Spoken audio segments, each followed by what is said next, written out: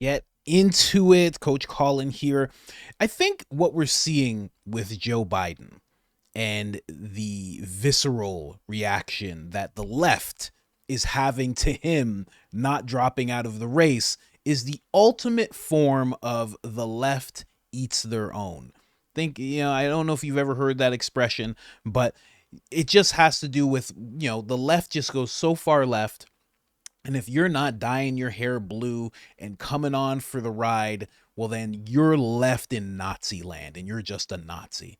And they just end up eating their own every single time. And I think this is the biggest form of that we've ever seen.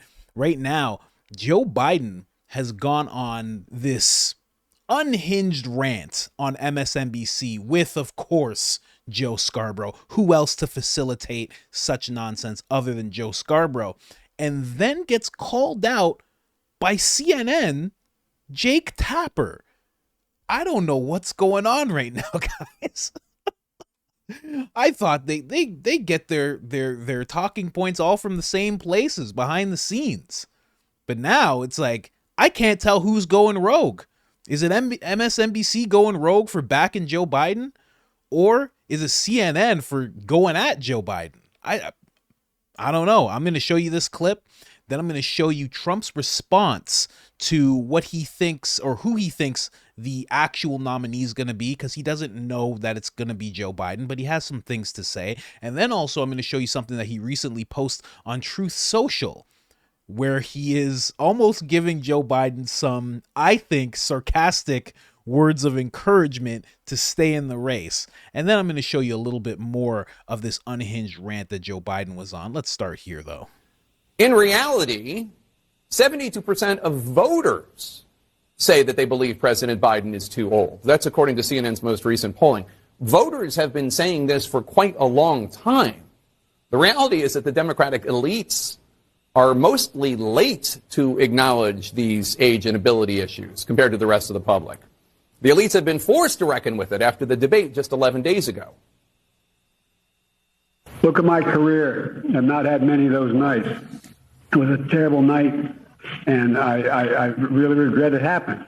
But the fact of the matter is, how can you assure you're going to be on faith that can intervene on your way to go to, work tomorrow? Age wasn't, the idea I'm too old. The fact of the matter is, how can you assure you're going to be out on your way to go, work tomorrow? Age wasn't, the idea that I'm too old. Keep in mind, that soundbite is supposed to be reassuring to those Democratic supporters who have gone wobbly.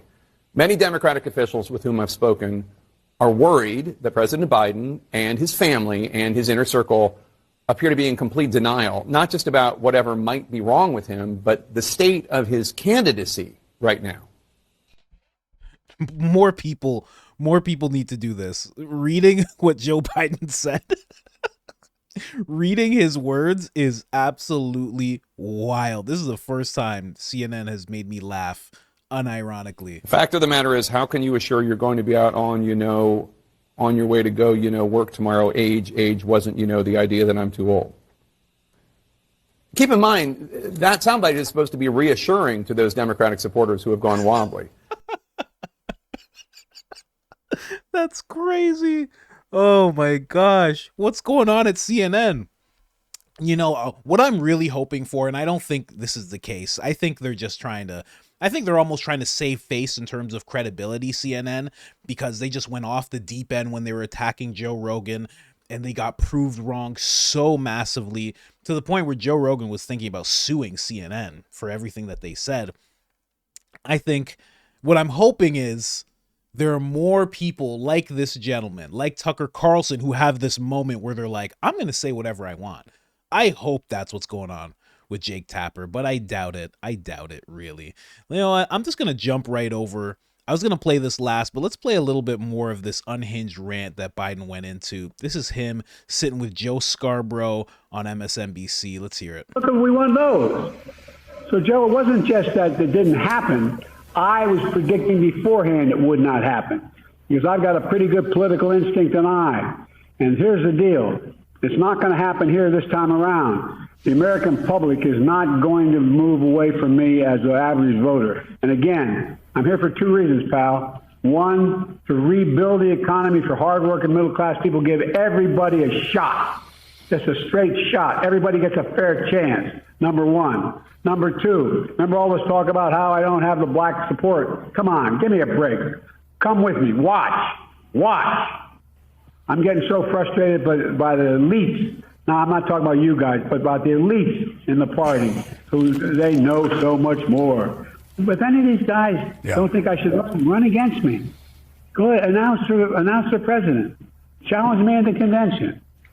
You know, on Europe, the polls are wrong in France. They're also right, there's no right wave or tide here in America either. By the way, in case you're wondering whether there is one, have you ever seen Trump run away so fast from what he's for?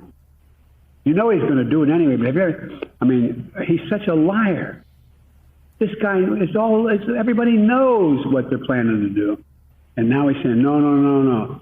This guy is going to rip away at a woman's right to choose in a permanent way. This guy is going to make sure that he exacts revenge. This guy's going to destroy democracy. This guy's going to give a blank check to the Supreme Court and he's going to use its past, the 2025 agenda. You know, this guy's extremely dangerous. But you notice he doesn't speak up for what he really is for. He's all of a sudden realizing, oh my God, nobody's for what I'm for. There's no way these two are sitting there like, this is good stuff. There's no way. They must be sitting there like, we shouldn't have done this live. We should not have done this live. Is there any way to stop this? Can AI help us? Can AI save us from this mistake that we've made? There's no way. Look at Joe Scarborough. Joe Scarborough's just like, good God, I said you were cogent.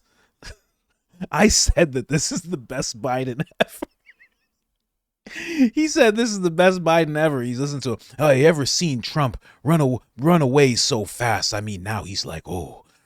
And the thing is, France, there's red wave. There's nothing happening there in France. In France, they're going to vote for me. You don't understand. I got all the votes in Europe. And then when it comes to over here, I got black people all around me. My maids are black. My chef is black. Watch. I even have this black maid named Kamala. She's always around. She's cleaning up all the time. She does a great job. You guys should meet her sometime. Oh my gosh. Joe Biden. This is wild. I really wonder how history is going to record this. I've wondered how they're going to record Trump. And after seeing everything that's going on with Biden, how are they going to, I think they're just going to be honest. They're going to be like somebody who was declining mentally due to age, was just, sticking it out, refused to leave the step down from running for president. Man, listen to too much. After you do a Joe Biden impression, you start talking like that too. All of a sudden, my words are not connecting. My sentences are not connecting. I gotta stop. Let's get into it. This is what Trump has to say about Joe Biden. Touches on Jill Biden as well, very, very gently. Listen to this. Quit. He doesn't want to do that. It just looks to me like that's what he wants. I think Jill would like to see him stay. She's having a good time. We prepared for him, but I don't think it's going to matter. We had a great 4 years. Our border was the strongest ever.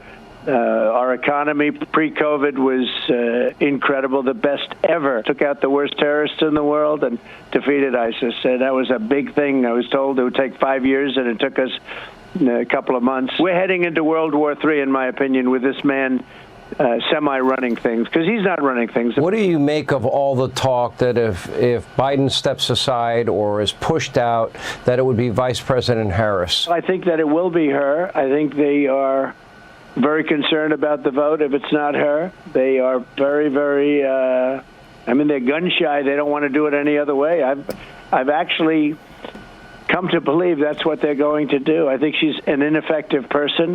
So, Ainsley, while you were on vacation, I think Steve and I decided we were going to do a bet. An ineffective person. I think that is an understatement. Trump has been very graceful to a lot of people. I know he got caught off the cuff when he was in that golf cart and he was saying some things to some people, but he's been very gentle when he's in public and he's talking about these people. Just an ineffective person. There's so much more that you could say about Kamala Harris, but he's just like, I think she's ineffective. Here are these words of encouragement that Donald Trump gives Joe Biden. Listen to this. Torno has the details. Donald Trump has remained largely quiet amid the Democratic fallout over Joe Biden's debate performance, but on Saturday he broke his silence, posting a mocking message to social media urging Joe Biden to stay in the race. On Truth Social, he wrote, quote, Joe Biden should ignore his many critics and move forward with alacrity and strength with his powerful and far-reaching campaign. He should be sharp, precise, and energetic, just like he was in the debate. Now, Donald Trump is certainly just stirring the pot with this social media post. But look, when we talk to people near and around his campaign, they believe that his easiest path to victory is for Joe Biden to remain in the race. Definitely. Now, I just want to be clear. I told you guys this just a few episodes ago. Somebody calls you sharp? Those are fighting words. Don't let anybody get away with calling you sharp. I'm telling you, they don't mean it the way you think they mean it. Donald Trump, he's the best. For sure, I don't know how the people around him must be amazing.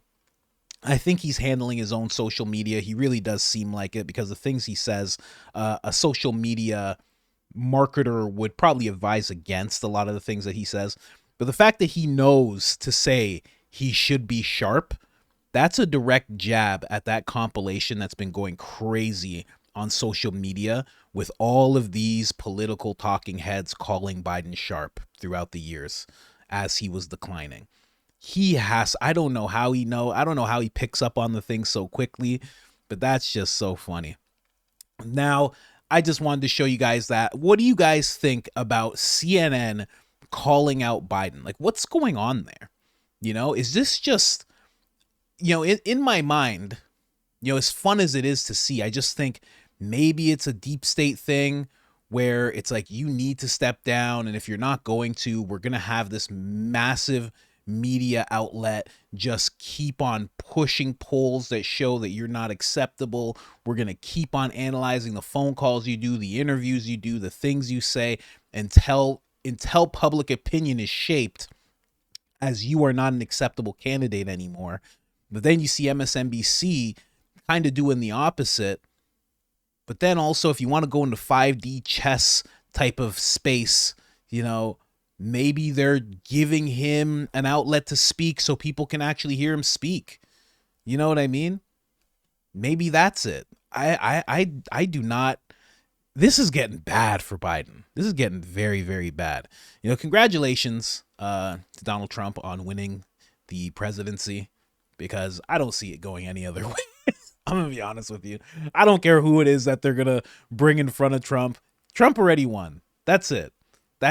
After what happened in South Bronx, it was pretty much solidified. And then the debate happened. It's over. Trump is Kendrick. Biden is Drake. And it's a done deal. Anyways, guys, just wanted to bring that little bit to you. Like, subscribe, turn on the notifications. It helps us tremendously. And other than that, I'm out.